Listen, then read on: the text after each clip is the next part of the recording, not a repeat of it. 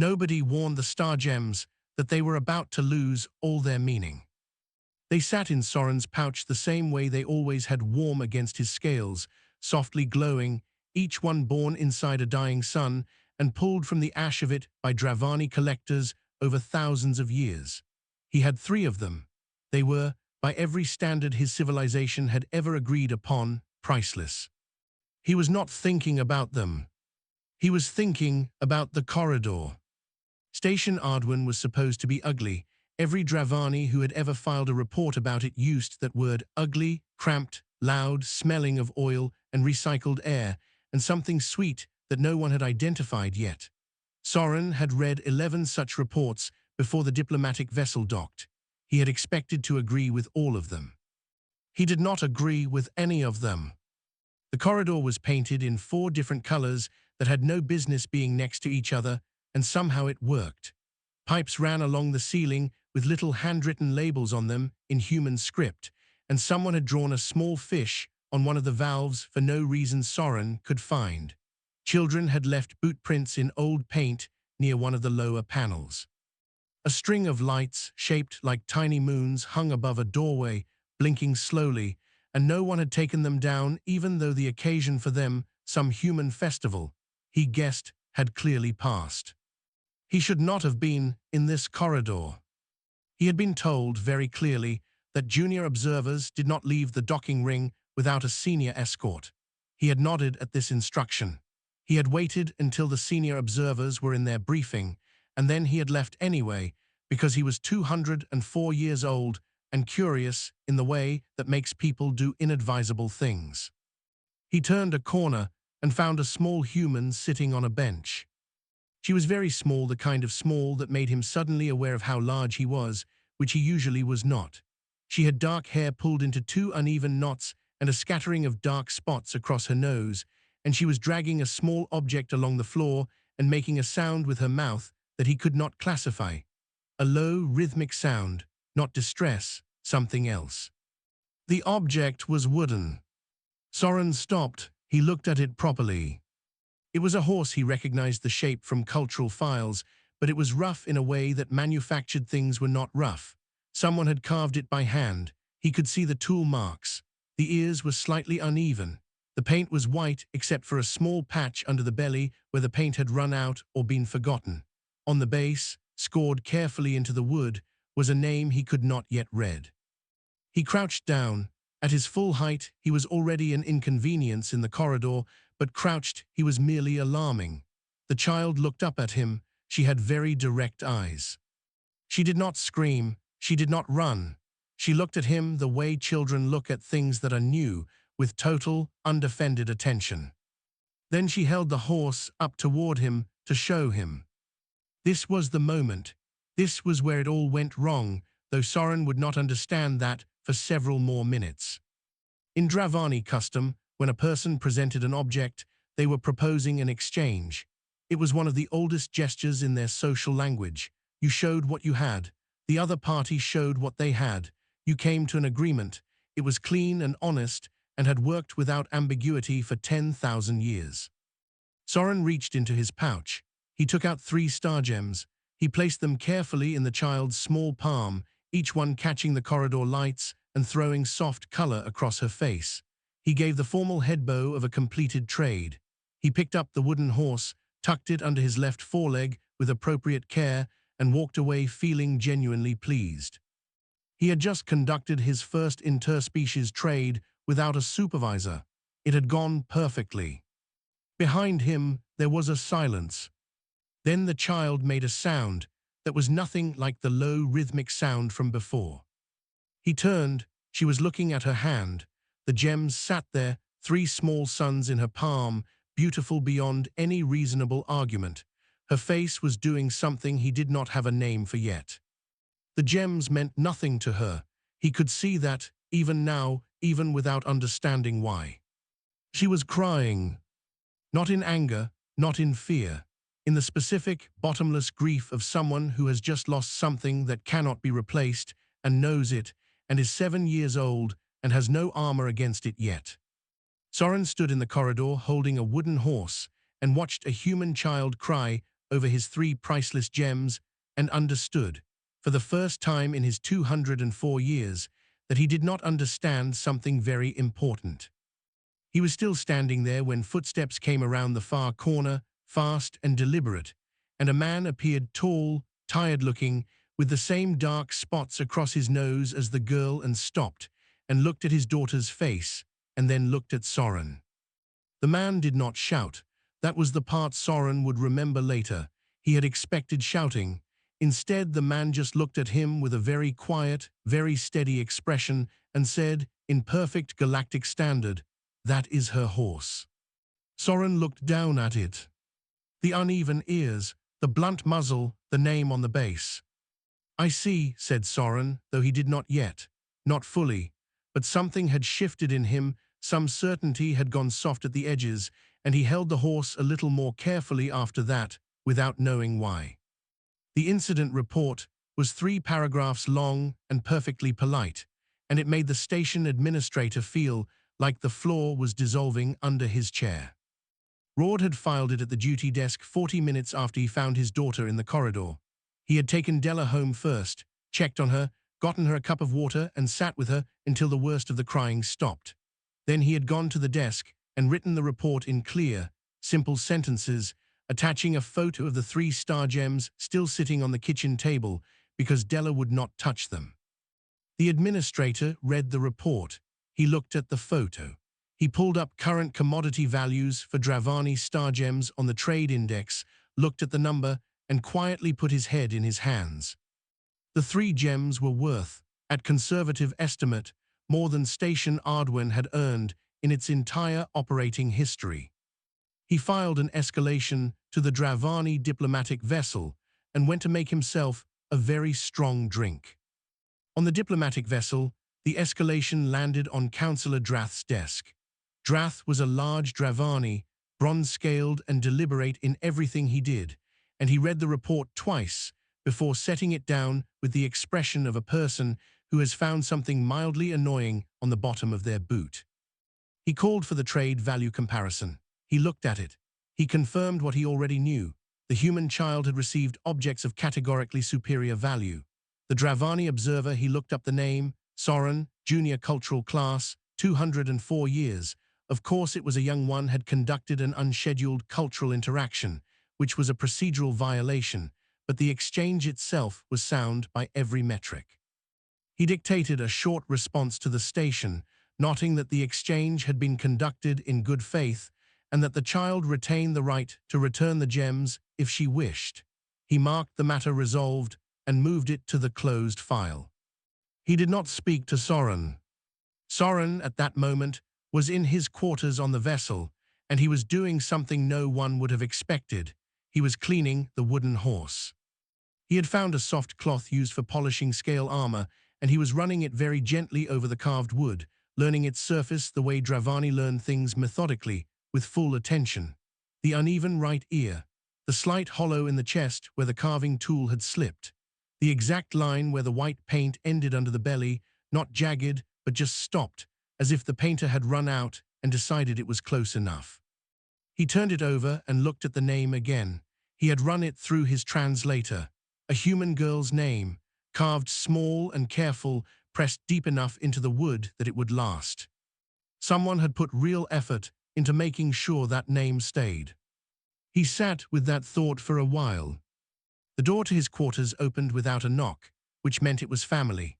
Elder Varys moved through the doorway in the slow, certain way of very old Dravani, not because she was weak, but because she had long ago stopped being in a hurry. She was enormous, olive-scaled, with eyes that had been watching people make mistakes for so long that she barely reacted to new ones anymore. She saw the horse immediately. "Where did you get that?" she said. It was not quite a question. Soren told her. He told her the whole thing, including the part where he felt good about it, because Varys had never punished him for honesty, and he knew better than to try to edit the story with her. She listened without moving. When he finished, she was quiet for a moment. "Why do you think she was crying?" Varys asked. Soren had been thinking about this. "I considered that she might have wanted more gems," he said, but that does not explain the expression. I have seen people receive insufficient payment and they look frustrated. She did not look frustrated. He paused. She looked as if something was gone. Yes, said Varus. But nothing was gone. She still had 3 star gems. She did not have what she started with. She had something worth immeasurably more. By our measure, said Varus, and her voice was very quiet when she said it. Soren looked at the horse, then he looked at her. What is their measure? Varus did not answer right away. She looked at the horse too, for a long moment, and something moved behind her old eyes that Soren could not name. That, she said, is what you are going to find out, and you are going to find out by going back there yourself and returning what you took. Councillor Drath has already marked the matter closed. Councillor Drath, said Varus, in the tone she used when she was being careful not to say what she actually thought, measures everything he encounters. She turned toward the door. This is not a matter for measurement. This is a matter for an apology. She paused in the doorway. You will go tomorrow. You will bring the horse. You will not bring a translation aide or a senior observer. You are more than old enough to face a 7-year-old human without supervision. She left. Soren sat alone with the horse and the quiet and the feeling that he had made an error much larger than a procedural one. Not the kind of error that gets marked on a record, the kind that sits inside you and asks questions. He looked at the name carved in the base. He wondered for the first time who had carved it and why they had pressed so hard. The corridor looked different when you were walking towards something difficult. Soren noticed the small things again, the fish drawn on the valve, the blinking moonlights, the boot prints in the old paint, but they did not charm him the way they had the day before. He was holding the wooden horse in both front claws, keeping it level, not sure why he felt the need to carry it like something that could spill. He had memorized the room number from the incident report. He stood in front of the door for a moment before pressing the signal. Footsteps, then the door opened. Rord looked at the horse first. Then he looked at Soren's face. He stepped back from the doorway without saying anything, which Soren understood was an invitation, even if it was a quiet one. The quarters were small by any standard. Soren knew one main room, a few doors leading to other rooms, shelves on every wall holding tools and books and small objects that seemed to have no practical purpose and were therefore, he was beginning to understand, the most important things in the room. A faded cloth was pinned near the window with a pattern on it in orange and yellow. A child's drawing was stuck to the wall with adhesive, a large shape that was probably meant to be him, based on the tail, and a smaller shape next to it, and what might have been a horse between them. Della was sitting at the table. She had the 3 star gems lined up in a row in front of her, not playing with them, just looking at them. When Soren came through the door, she looked up. Her eyes went to the horse. She didn't move. Soren walked to the table carefully, minding the furniture, and set the horse down in front of her. He kept his claws on it for a moment, then moved them back. The horse sat between them. Della looked at it. She reached out and touched the right ear, the uneven one, with 2 fingers. You took my horse, she said. Her voice was flat and clear, not accusing, just true. Yes, said Soren, I made an error. Why did you take it? He had prepared for this question.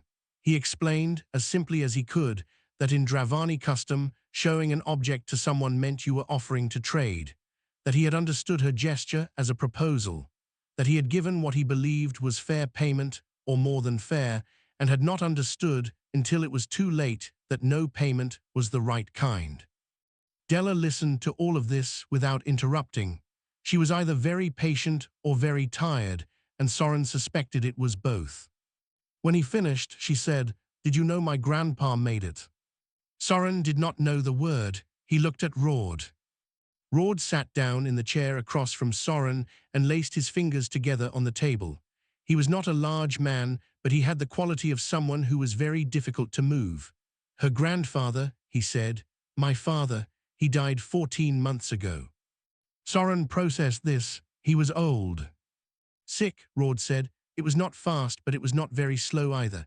He spent the last few months at home. He had a lot of time to do small things with his hands. He glanced at the horse.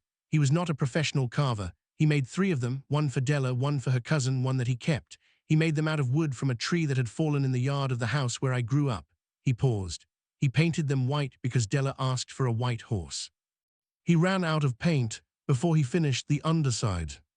Soren looked at the small, unpainted patch under the horse's belly. He had noticed it as an imperfection. He understood now that it was not an imperfection.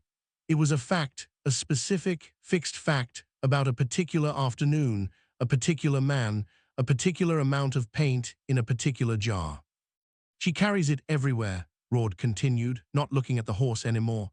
She has since the service. I think she worries that if she puts it down somewhere and walks away, she might not be able to find it again. He said this the same way he had said everything else, steadily, without drama, just putting the facts in a row. She is 7. 7-year-olds are not very good at losing things yet. Della had picked the horse up. She was holding it the way she had been holding it in the corridor, loose, familiar, the way you hold something that has been in your hands 1,000 times. Soren watched her hands. He thought about the name carved into the base. He thought about a man sick, with time on his hands, pressing a tool into wood and pushing it carefully, deliberately, deep enough to last.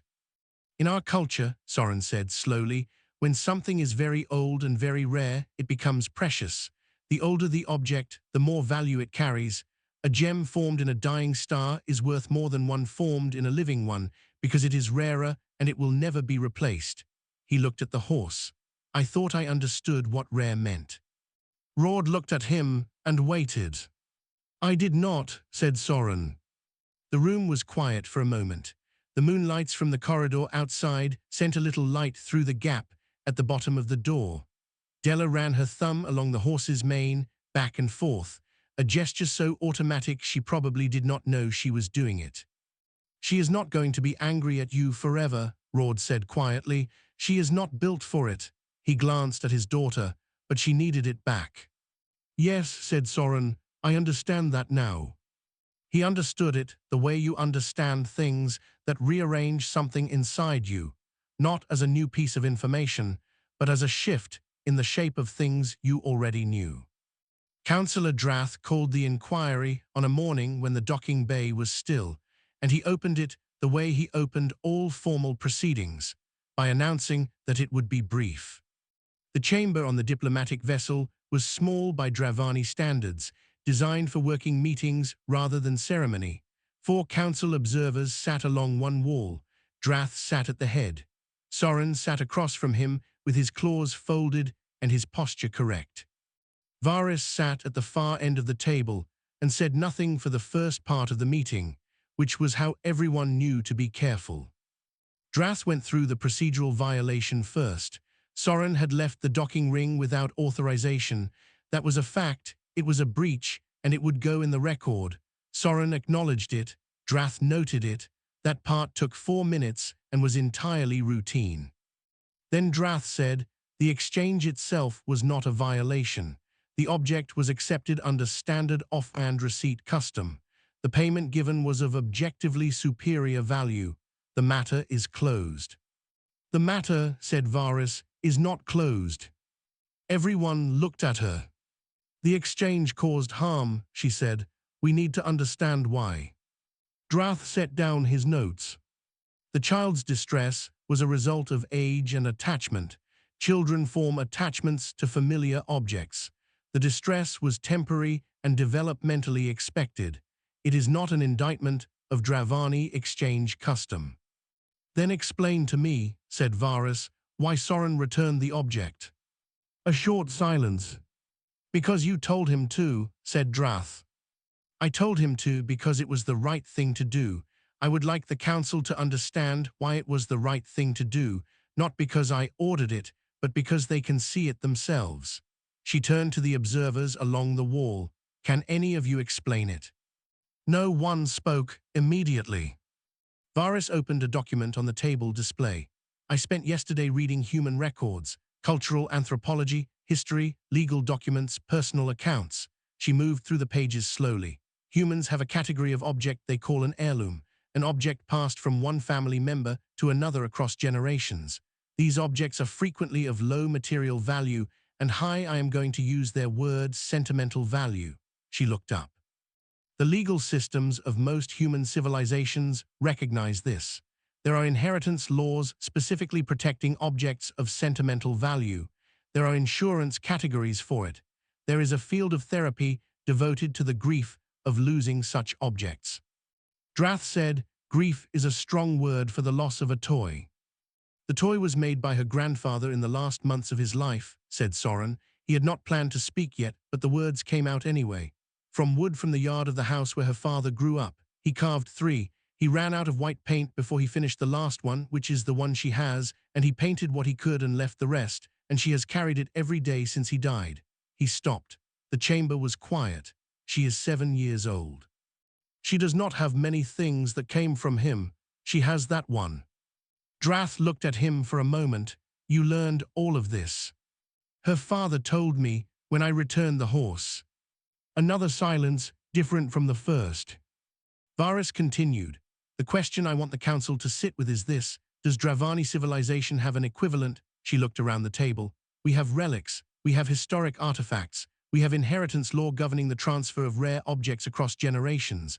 But the value in all of those systems comes from the rarity of the object itself, from what it is, not from who made it or why or what they felt when they made it. She paused. The wooden horse is not rare. Any carpenter could make another one tomorrow.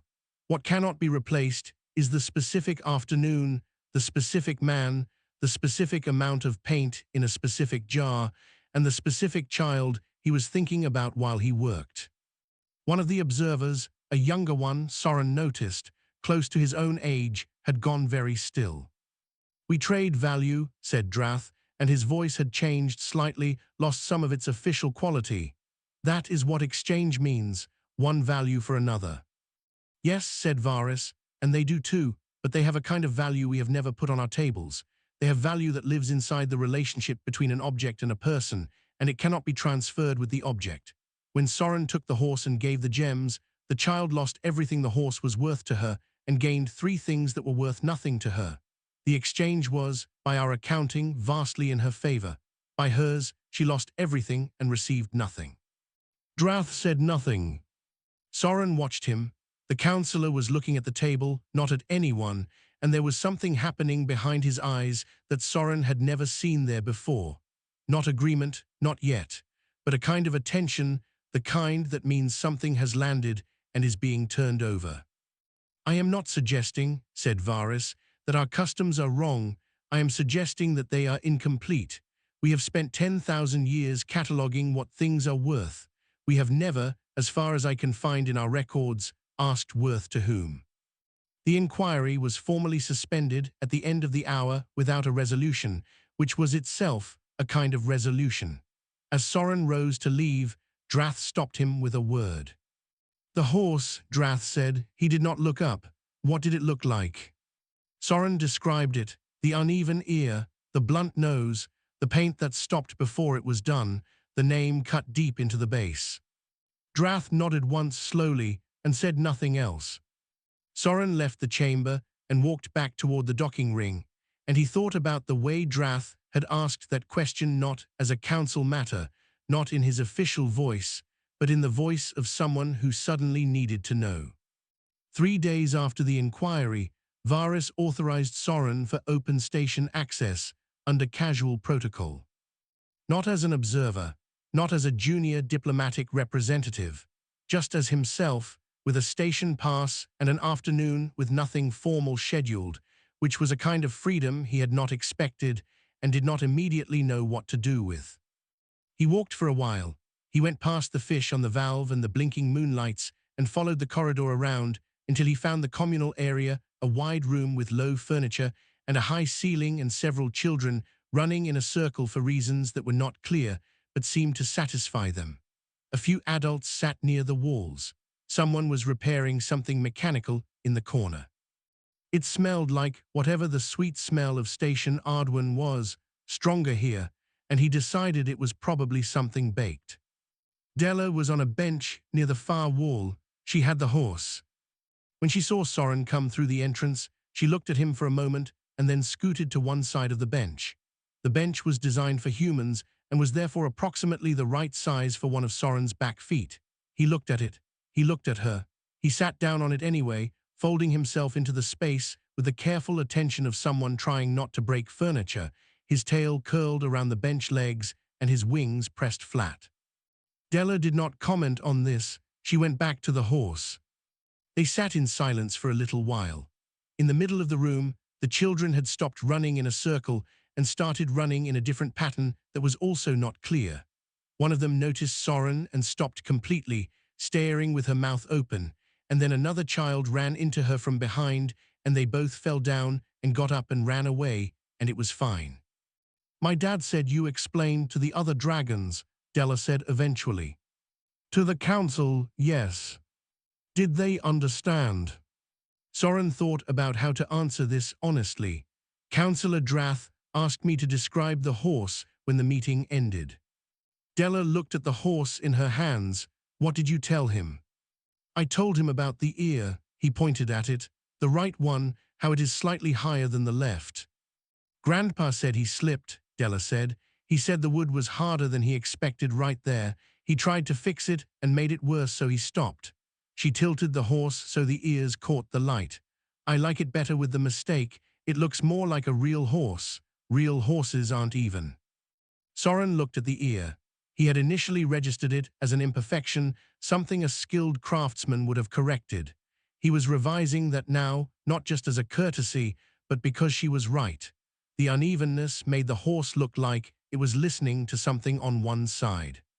Can I ask you something? Della said. Yes. Why did you take it? Really? I know you explained the trade thing, but she paused, working out what she meant. Did you want it? Before you knew it was supposed to be a trade.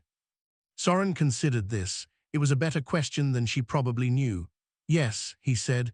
I am not certain why. It is plain. It is small. By any measure I was trained to use, it is not a notable object. He looked at it, but I could not stop looking at it. Della nodded, as if this made sense to her. Why do you think that is? He asked. Because someone made it, she said simply. You can tell when something is made by a person instead of a machine. It feels different. Even if you can't see it, you can kind of feel it when you hold it.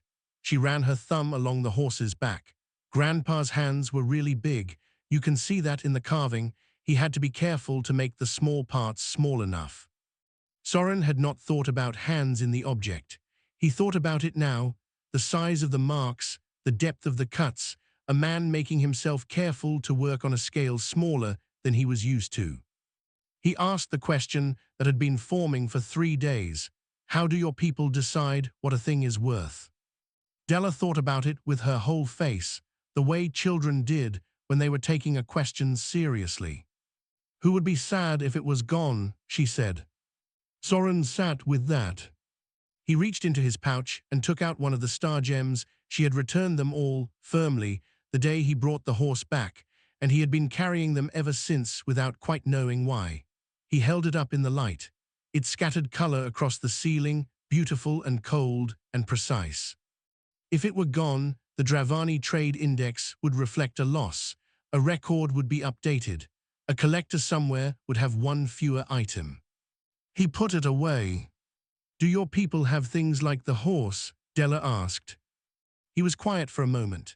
Then, without fully deciding to, he reached up with one claw and touched a small patch of scales on his left shoulder, a ridge of them, slightly irregular, brighter gold than the surrounding scales, set in an uneven arc. He had been told, when he was very young, that it was where his mother had pressed her nose against him when he first came out of the egg. She had held him there for a long time before she put him down. He had never told anyone about that patch. He had thought of it, when he thought of it at all, as a marking a biological fact, like eye color. He thought of it differently now. Yes, he said, I think we do. We had just never looked at them the right way. Della looked at the spot he had touched, then back at the horse. Outside in the corridor, the moonlights blinked their slow, purposeless blink. The children in the middle of the room had invented a new game with no visible rules and were playing it with complete commitment. Someone was still fixing something mechanical in the corner, and the sound it made when they got the piece right was small and satisfied. Soren did not move from the bench for a long time, even though it was clearly not designed for him. He was comfortable. The diplomatic vessel was scheduled to depart at the 3rd hour of station morning, and Soren had asked for 20 minutes on the dock before boarding. Varys had approved it without asking why, which was the thing he appreciated most about her. The dock was cold and loud in the way that docks always were, pressurized air moving through big spaces, the low hum of engines in preparation, technicians moving with the fast, leaning walk of people with actual places to be. It smelled like fuel and metal. A strip of orange light along the ceiling marked the departure zone. Rord and Della were already there when Soren came down the ramp. Rord had brought 2 cups of something hot in sealed travel containers, one of which he held out towards Soren in a straightforward way that assumed Soren would know what to do with it. Soren took it. He was not sure what was in it, but it was warm against his scales, and he held it, and that seemed to be the point. Della had the horse.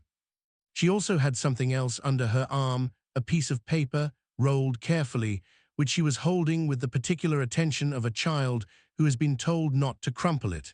She did not offer it to him immediately. She was watching his face with the direct, undefended attention she always had, measuring something. Soren reached into the bag he was carrying and brought out the document. It was formal sealed, stamped with the diplomatic vessel's mark, printed on the kind of heavy paper the Dravani used for records that were meant to outlast the people who made them. He had spent 2 evenings writing it, with Varys reading over his shoulder and occasionally correcting his phrasing without comment. He had filed a copy with the council record. He set it on the crate between them. "This is a formal Dravani cultural designation," he said. "Under our law, it classifies the horse as a first-category cultural object of immeasurable significance. That means it has full diplomatic protection status in any Dravani-administered territory. It cannot be seized, taxed, or requested in trade by any Dravani authority." He paused. "It also means that if anyone ever tries to take it again, they will have a significant amount of paperwork to deal with." Della looked at the document. "What's the paper say about it?" "It explains what the horse is, where the wood came from, who made it and why, what it means that he made it near the end of his life and gave it to you, and that you have carried it since." He had worked hard on that section. The Dravani legal language for objects of cultural significance was built around rarity and age, and he had spent a full evening finding new words for what the horse was instead. "I wanted the record to explain it correctly, so that any Dravani who reads it will understand." Rord picked up the document and read quietly for a moment. He did not say anything. He set it down again and picked up his drink and looked out at the orange departure lights on the ceiling, and his expression was the expression of someone who is keeping something together by not moving. Della held out her rolled paper. Soren took it gently and unrolled it. It was a drawing crayon, multiple colors, on the good thick paper from the art supplies station. A large gold shape with wings and a tail, and notably a very carefully drawn irregular patch on the left shoulder that was slightly brighter gold than the rest. Next to it, a small figure with 2 hair knots and a scatter of freckles. Between them, a white horse. Under the drawing, in the large uneven letters of a child still learning to write, it said, "SOREN and DLLA and the horse." "I was going to write more," Della said, "but I ran out of space." Soren rolled it carefully back up and held it the way he had learned to hold the horse, as if it could spill. "I will put it in a good place," he said.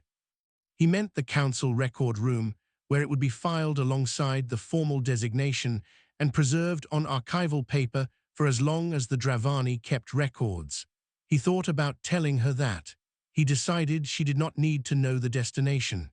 She needed to know it was safe. The departure tones sounded from the vessel's ramp, one long note, the kind that did not wait. Soren looked at Della. He had been Dravani trained in diplomatic farewells and had several appropriate options prepared. He did not use any of them. "I am sorry I made you cry," he said. "I was not trying to take something from you. I did not understand what I was taking. I understand it now." Della considered this with her whole face.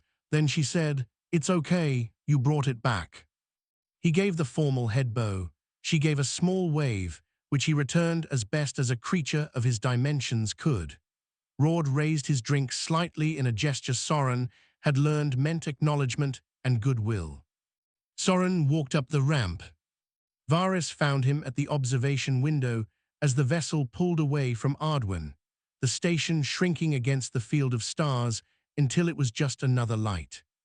"What will you report to the council?" she asked. He had been thinking about this, that humanity has a category of value with no Dravani equivalent, that the category is not small or primitive or something they will outgrow, that it is, in fact, the most sophisticated thing I observed during the entire posting, because it requires a civilization to decide that worth is not in the object, but in the space between the object and the person who loves it. He paused, and that we should be very careful with these people. Not because they are dangerous, because they know something we do not, and we have been walking past it for 10,000 years, and a 7-year-old showed us by crying. Varys looked at the drawing in his hands. "What will you do with that?" "File it in the record room, next to the designation." "Officially. Officially." Varys made a sound that was as close as a very old Dravani ever got to laughing. She moved away down the corridor, slow and certain, and left him at the window. The station was almost gone from view. Somewhere on it, Soren knew, a small girl was riding a slightly crooked white horse down a corridor, making sound effects with her mouth, the base of it stamped now with a gold diplomatic seal that would outlast every star gem he had ever carried. The Dravani had traveled between the stars for 10,000 years. They had catalogued every wonder they found, measured it, assigned it a value, and moved on. They had not thought to catalogue grief. They had not known it was a wonder.